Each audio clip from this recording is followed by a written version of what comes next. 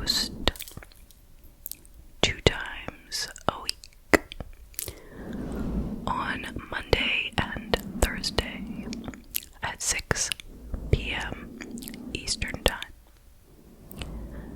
I recommend using headphones if you would like to hear the gentle mic brushing. Now let's get right to tonight's case.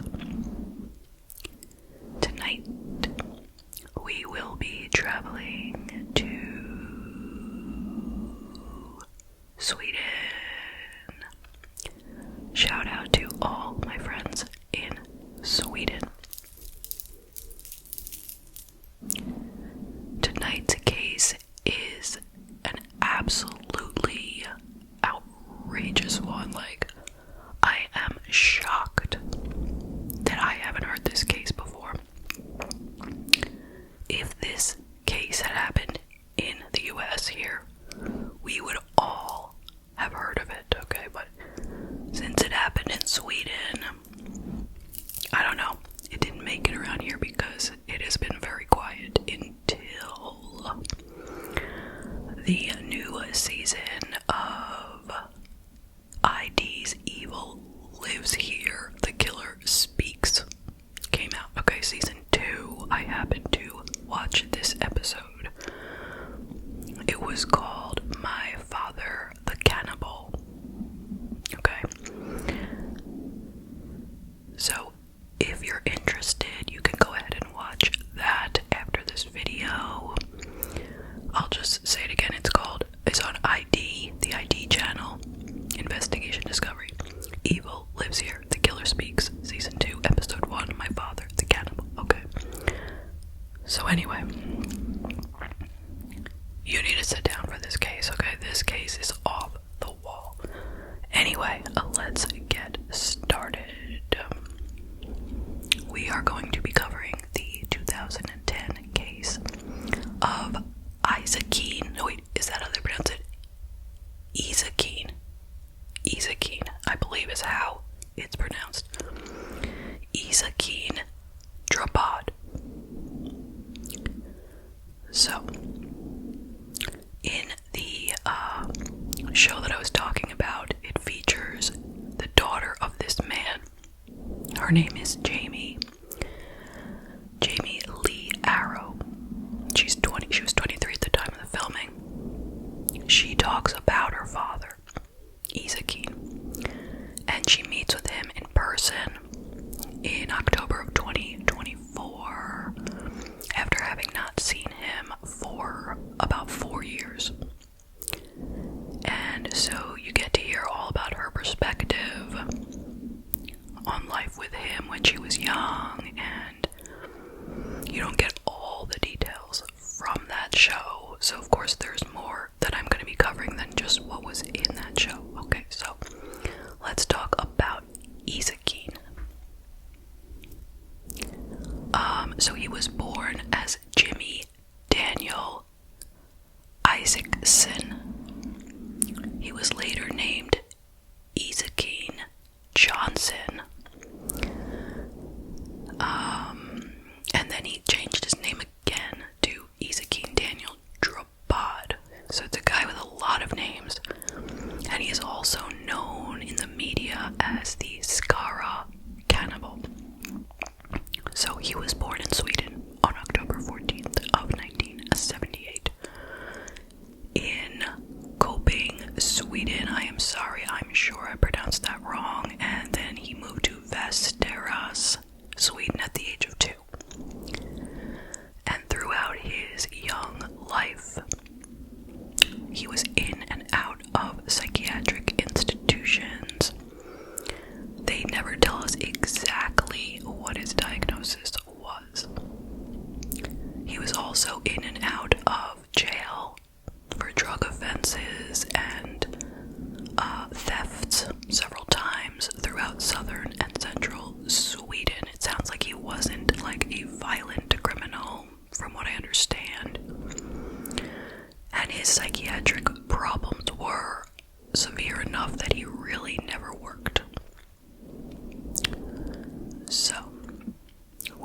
hear from his daughter, Jamie Lee, about her experience with him when she was a young child. So she lived primarily with her mother, who was, I guess, the girlfriend of Isakin at some point, but it didn't continue, and they didn't live together, and they weren't a couple for any of the story that Jamie is telling. Okay, so she lived with her mother, but she spent weekends and holidays with her father at his apartment. Now, I have no idea why he was given this kind of visitation. A man who had serious psychiatric problems, and they would send a little baby and then a young girl to stay with him. I don't know how that happened, okay, but it did, and there was no discussion about that in the show. So anyway, Jamie remembers it being a very loving relationship in the early days, and he loved her a lot, and they had good times together until she was 5 years old. Now, I believe she was born around 2001, okay? So, when she was 5, she remembers the first time ever being afraid of her father and realizing that there was a lot of darkness in him. She was with him one weekend, and he asked if she was hungry. She said yes. He made her some pizza. In the microwave, he warmed it up. When he gave it to her, she started picking at it, like just pulling off the toppings and eating them. And so he got very angry. He grabbed the plate out from under her. He threw it in the sink, breaking the plate. He screamed at her, "Why did you tell me you were hungry if you weren't?" And he just started throwing things and just going berserk. That was the first time she noticed anything bad. And from then on, just things went downhill. She remembers around age 6, he started showing her very violent horror movies when she was with him. They would sit and watch these terrible, awful, violent movies. She would cover her eyes. These were not for children. And he would love scaring her like that. He would laugh as she covered her eyes in fear. His home was filled with satanic stuff, like dolls and posters, images, paintings, you name it, all over the place. And all he talked about was demons and the devil and how he saw them, and he would talk so much about it.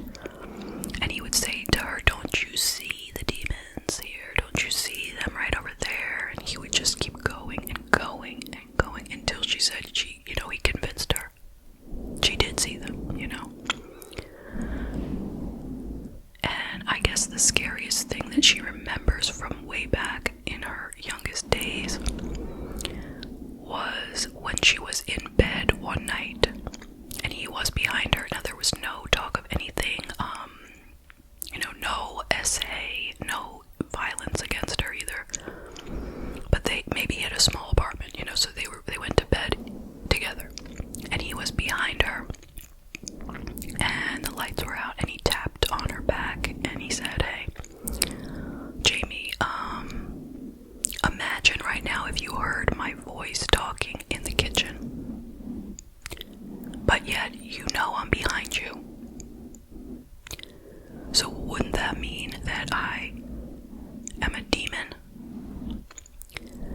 And being only about 6, this scared her to death, and she just couldn't get that idea out of her head for a long time.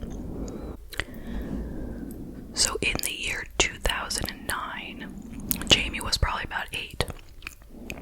Her father started dating a woman named Hella. It's Helle, Hella Christensen. And he had met her in a psychiatric ward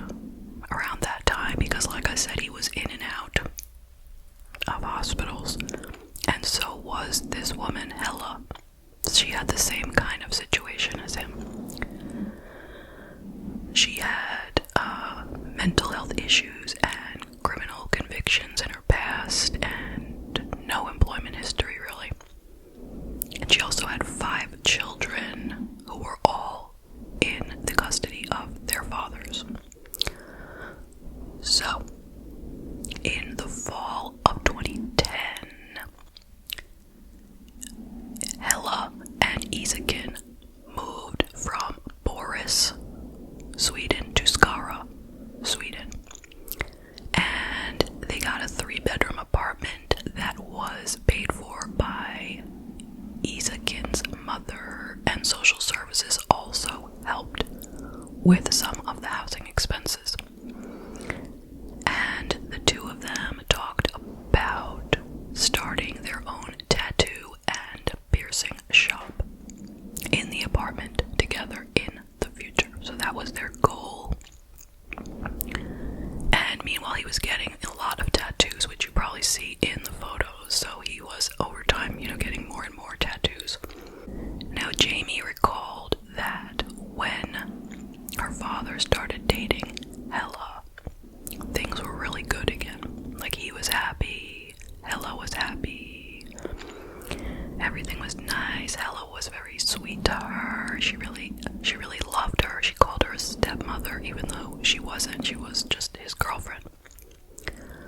But after a little while, things changed, and Isakin and Hella started fighting all the time, screaming, throwing things at each other, using horrible language in front of this little girl, Jamie.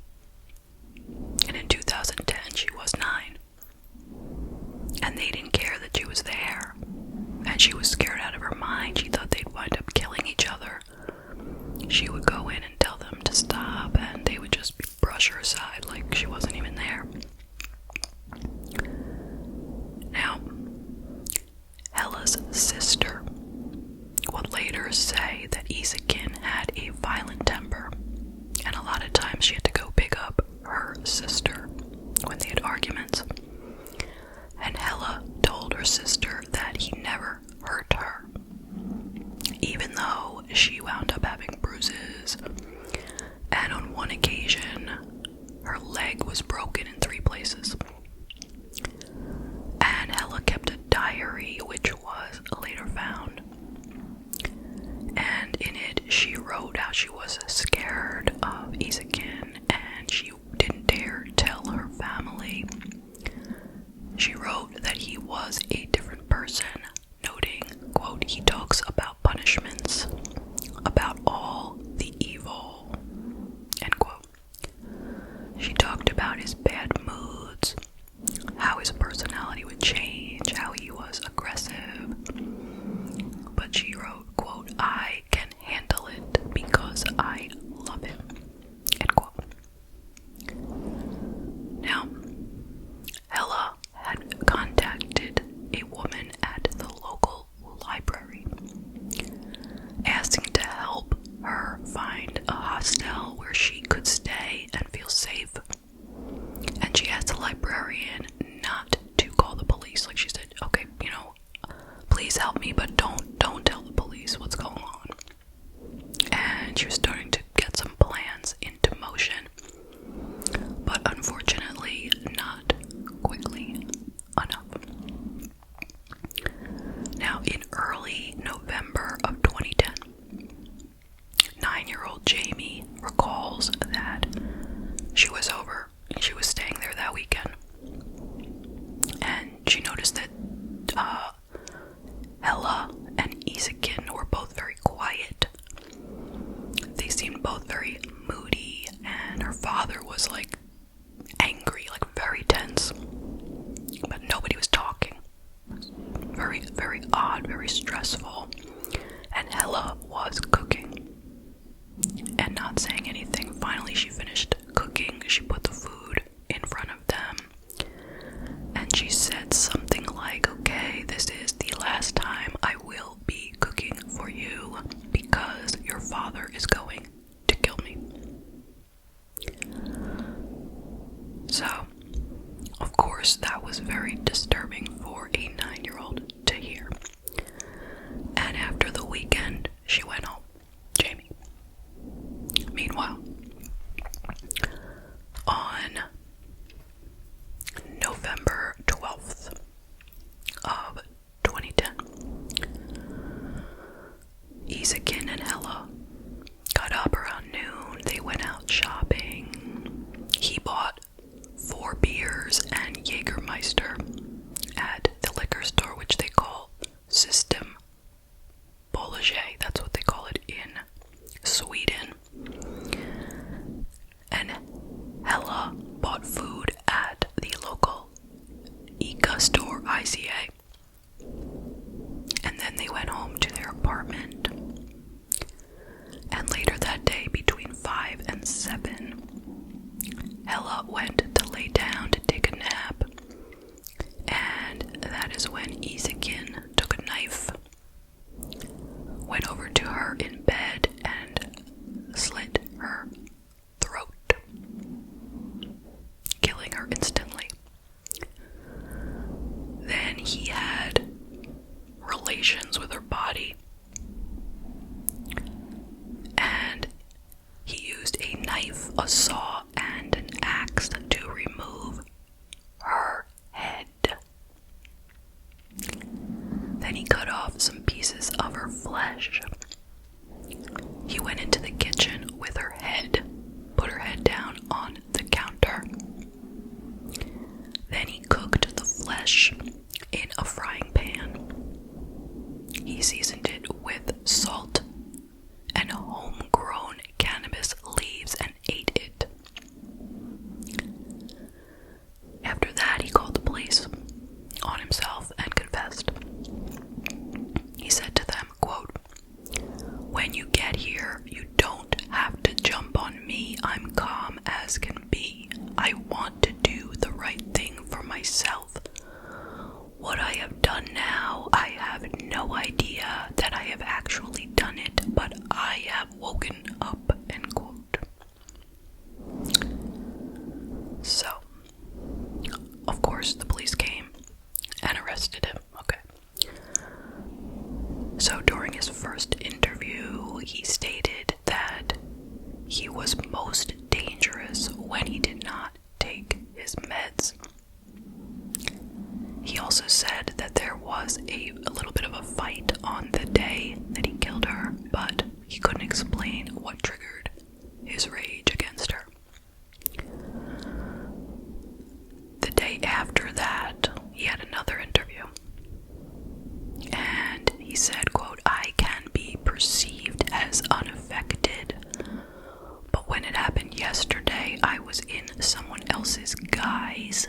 Someone else acted in me," end quote.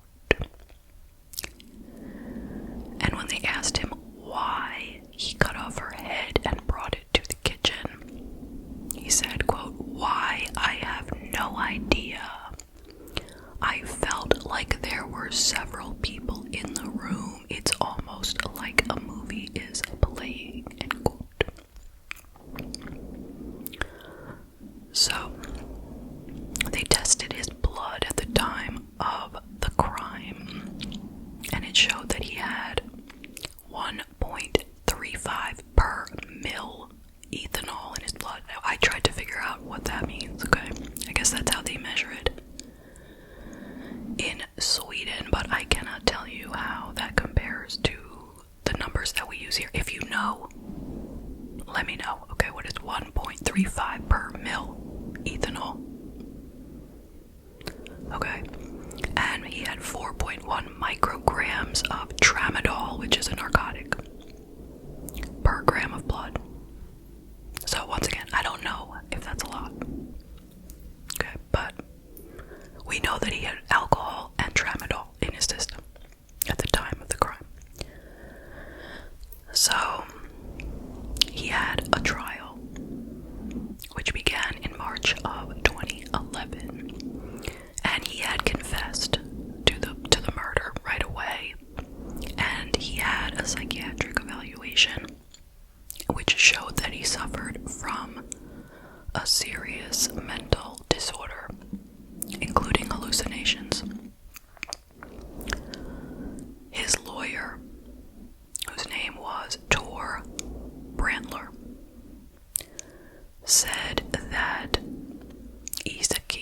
was psychotic when the police arrived, but that he was still able to explain what had happened. And he had claimed that the substances in his body had been taken after the murder, and that he had only consumed a few beers beforehand. The lawyer said that there was really no motive for the murder other than his mental illness, and that he had heard voices which had told him to commit the act. So, I mean, it's kind of believable. He was very, very mentally ill, so it's not hard to believe that he was psychotic when he did this. So he was convicted of murder, and he was sentenced to forensic psychiatric care. And he was ordered to pay $75,000 in Swedish dollars in damages to the family of the victim. $75,000 to her parents and $75,000 to each of her 5 children. So, whether or not he was able to pay any of that, I doubt. But I don't know. So he was held at Karsudden Hospital. So if you understand, he was convicted of murder, but he was put in a psychiatric institution, not in a prison, okay? A forensic psychiatric institution for treatment. So, at this institution, he met a woman who he fell in love with. Her name was Michelle Gustafsson. She was known in the media in Sweden as the Vampire Woman because she had slit the throat of a 24-year-old man in 2010, the same year when Isakin committed his crime. And before the murder, she had written threatening posts online about how she was going to cut the throats of people in the Stockholm area. And then she went ahead and did it. And she posed in pictures like a vampire with bloody lips, knives, and a chainsaw. Okay, so this was his new girlfriend. They were in the same institution. That's how they met. And they became a couple in November of 2011 after Isakin asked in a chat on Windows Live Messenger. He wrote, "Will you be my girl?" And I guess she said yes because they got engaged the next month. But their relationship ended. I mean, I guess it lasted a while, but it ended in 2017 when she was no longer institutionalized. But while they were together, they would blog online about their crimes from the hospital computer, which offended many viewers, including the families of the victims. I mean, can you imagine that you have people who are able to access the internet, people who are in a forensic psychiatric institution, and they are blogging about their crimes? So, one example was when Isakin wrote in his blog, "Most people say at some point in their life that they would never take someone else's life, but once you have done it, it's not a big deal anymore." End quote. It's a big deal to the family who lost somebody. Now the thing is, the only way to restrict somebody's internet access is the chief medical officer has to arrange for it under very specific circumstances. And the decision can only apply for 2 months at a time. So this was first submitted in 2016, and not sure what the decision was or if they kept doing it every 2 months, but he was continuously able to post things. In fact, he even posted YouTube videos. In April and May of 2016, he published videos on YouTube where he discussed how he is, quote, fighting for survival. And he stated that, quote, the meaning of life is survival, nothing more, because if you don't survive, you're dead. I'd rather have that philosophy because it means I never have to doubt what's right and what's wrong in life. As long as I know I'm fighting for my survival.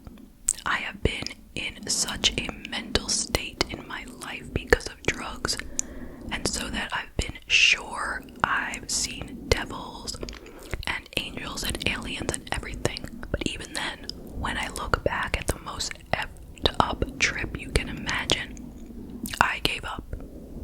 End quote. Now, mind you, he spoke in English when he made the YouTube videos. Okay, not in Swedish, so he had, so lots of people could understand what he was saying, right? Then on another video, he said, quote, I'm not a racist, or I am a racist. I hate everyone except a few people in the world. So I'm a racist against the human species, if you want to label me. I see myself as anti-human. There's nothing about humans that I like. The only people in history who have any sense as I see it are the Vikings, the Spartans, and people like that, end quote. Okay. Now, in 2017, he started selling his own voodoo dolls, masks, and paintings from the hospital. He was making the voodoo dolls out of toilet paper, toothpicks, and sewing thread. And he used his own blood, hair, and semen in the dolls. And he signed his work in English with the phrase, they call me Scara Cannibal.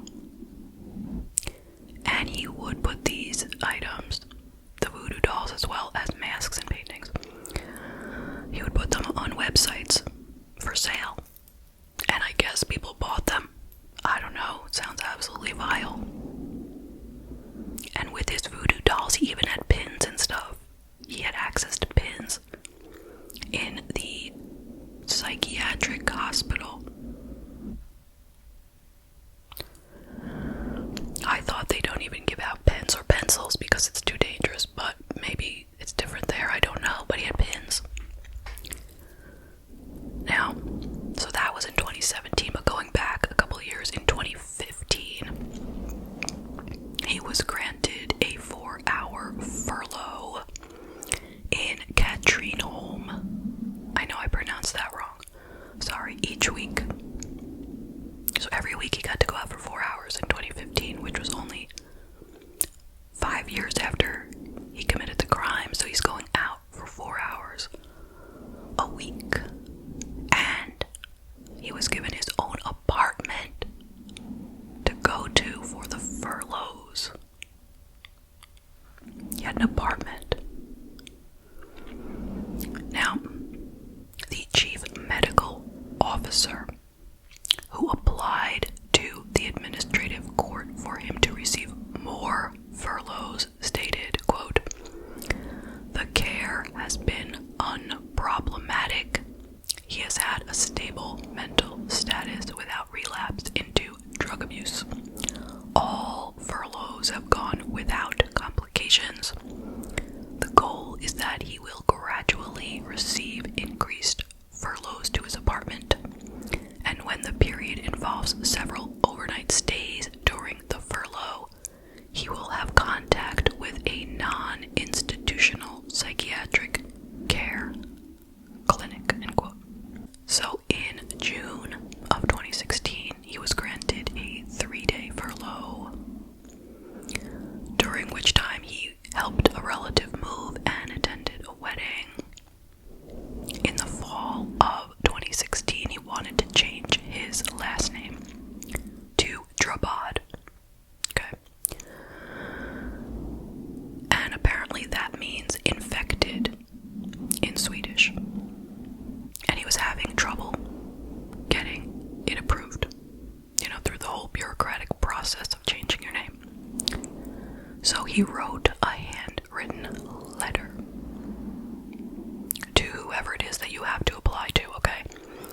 And he started the letter with, quote, "Hey, you effing idiot." He went on to say, "I have paid money for you to do your job. I, Isakin Johnson, want to change my surname from Johnson to the newly formed surname Drabbad.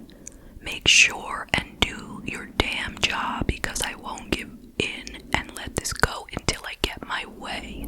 You're messing with the wrong guy," end quote. Okay, so ultimately the name change went through and he was able to change it legally. So in the spring of 2017, he believed that he had completed his treatment and wanted to be discharged, but his request was rejected. According to the chief medical officer and the prosecutor, he still suffered from a mental disorder, and there was a risk that he could relapse into criminal behavior. So in the summer of that year, 2017, he applied for a supervised furlough in order to marry his new girlfriend, who was a woman who worked as a caregiver at the hospital. Yes, you heard me correctly. So, yeah, there was a woman working in the hospital where he was receiving care, and they started a romance. And he wanted to marry her, okay? So the thing is, by the time he asked for this furlough to marry her, she had resigned already, because the management had realized there was a romance, and I guess so she decided to resign before they fired her. But they classified her as a security risk because of what she had done, so she wasn't allowed to even visit the hospital at all after she resigned. So she couldn't come visit Isakin. And the court rejected his request to get married. Not because he's not allowed to get married, but because they weren't going to give him a staff member for the, supervised furlough that he requested to go get married, because that wasn't, something that they felt that required them to use their staff for, So Isakin was very upset about this, because not only did they deny him approval to go out and marry her, but she also couldn't come visit him either, so he had no access to his fiancée. And they said that that, quote, created further frustration for the patient, and he started using substances again. But according to his doctor, he denied that he was using, but I guess they knew that he had. And he wouldn't even talk about relapse prevention strategies, and they stopped allowing him to go out for furloughs at that point as well, because he had relapsed. Now, there wasn't a lot of information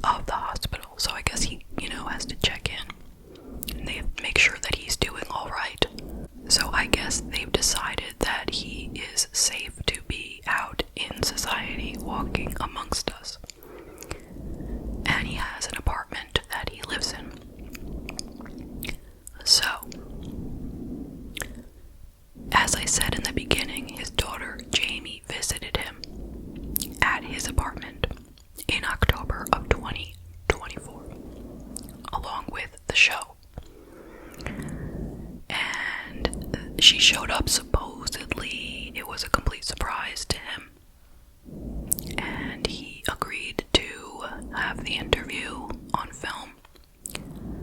So it was basically she and her father sitting across from each other at a table having a talk, and she wanted to know, why he had done what he had done, and what he felt about her as well.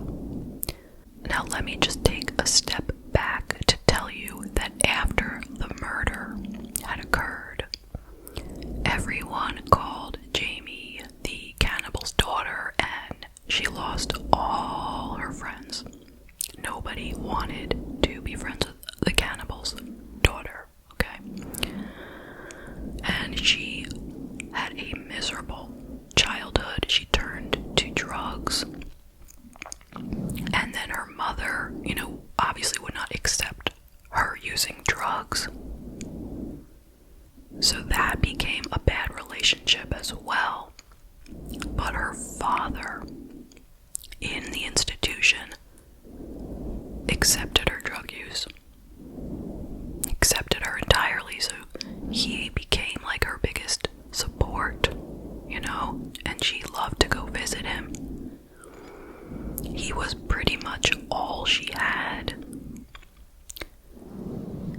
And things were very good between them, although, he did continue to talk on and on about the devil and demons and Satan and still try to fill her head with that kind of stuff. And at one point, he said he would help her by a special ritual, and I think he held her hands and said some words, and she repeated them, and it was like she had given her soul to the devil at that moment, and she was very frightened, like she had a feeling that, it had actually happened, and he was saying, from this point forward, you will be happy, now that you have given your soul over to the devil. But then at some point, I guess 4 years before she went for this interview, so I imagine in 2020 when she was probably about 19, when she went to see him, he acted in such a way that really scared her. He suddenly seemed like that violent, dark man that she remembered from her early youth, and she feared for her life. Like, she feared he might kill her. So she never went to see him again after that. Well, never again until 2024, along with this show. And now she was 23. So she sits down with him. She asks him why he killed Ella, and why he did it the way that he did. So here's what he said. He said that all along she had been asking him to take her life. She wanted to die, and she always asked him to do it every day. She would ask him all the time, and he wasn't going to do it. He had no intention of doing it. Until that day, he, for some reason, decided, okay, I'm going to do it, and he did, right? And he said he made sure to do it in a way that would be painless.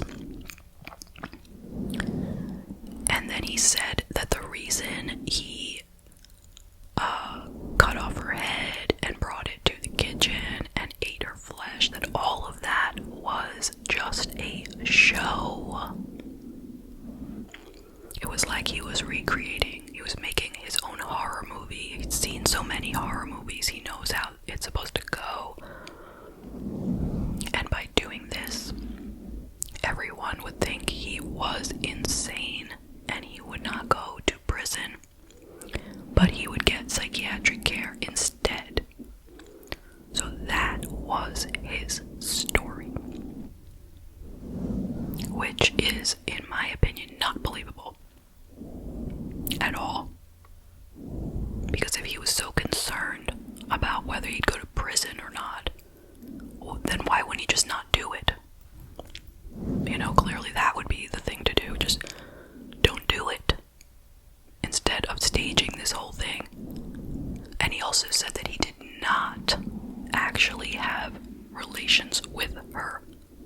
body, but he had just made it look like he had, because he wouldn't do that. He just made it look like that. So that's what he told Jamie. And he also admitted to her that, yes, he had harmed her. He had harmed Jamie during her youth with all of the, things he had said, and he didn't mean to. He didn't know at the time how damaging his behavior was, but he loved her, and he would never, ever hurt her. So, ultimately, when it was all over, she said that she thought for a moment that the father she knew and loved as a child had returned. She said, quote, "He started crying and hugged me and seemed happy to see me.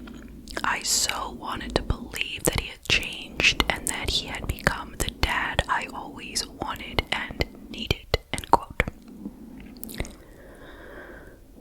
So, she said that she went and visited him a few more times on her own after the filming of the show.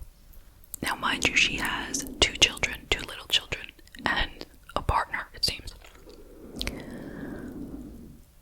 And so she said, quote, "We had some really long and deep conversations, and I did let him know that I love him and I forgive him. But then something happened. He sent me a long, twisted, sick text message where he basically threatened me and my family if I ever reached out to him again. It gave me the closure I needed. It was like I needed that to understand how sick it all is," end quote. So supposedly now she is mourning him as if he is dead. Like, she does not intend to visit with him again. Like, she's done. That was closure. And that is the case. What are your thoughts? I will share some of mine. First of all, rest in peace to Hella. She did not deserve what happened to her. She did not deserve to be killed. And in such a brutal way, and then to have him do what he did to her body after she was already passed. My heart goes out to her family, 5 children, her parents, anyone else in the family that we don't know about. Is absolutely so awful to imagine your loved one dying like that at the hands of someone who was so sick and deranged. And of course, my heart goes out to Jamie, the daughter of Isakin, for all that she's been through. She did not have an easy childhood or even young adulthood. I hope that she finds ways to cope and goes on to lead a very happy and healthy life with her family. So what more is there to say about this outrageous case? I don't know. I mean, not to say anything about Sweden. We have plenty of these, crazy things going on in this country. I'm just saying, I feel he somehow slipped through the cracks. Why was this man who was clearly so ill? He'd been in and out of institutions, in and out of jail. He probably should have been institutionalized before any of this happened. I'm guessing if he was that sick, and like I said earlier, I don't know why he was allowed any unsupervised visitation with Jamie. I mean, just to look at his place with all the, satanic stuff in there, you wouldn't drop just saying. It seems odd. And clearly there's a lot of freedom in these kind of institutions for the criminally insane if he's allowed on the internet and he made YouTube videos. Who needs to see that? There's enough horrible stuff on the internet that's put out by, people who are free. We don't need to allow the criminally insane to post as well. I thought that was kind of odd. Do we think that this man should be living in society? Granted, he's under the supervision of the hospital still. But, he's on his own for the most part, and if he could write a letter like he did to his daughter, then it doesn't sound like he's, so stable. So I hope that everyone in his world stays safe. Clearly he is able to attract women. He even got a worker at the hospital to become his girlfriend. So I really hope that people out there are safe, they use good sense, and nobody winds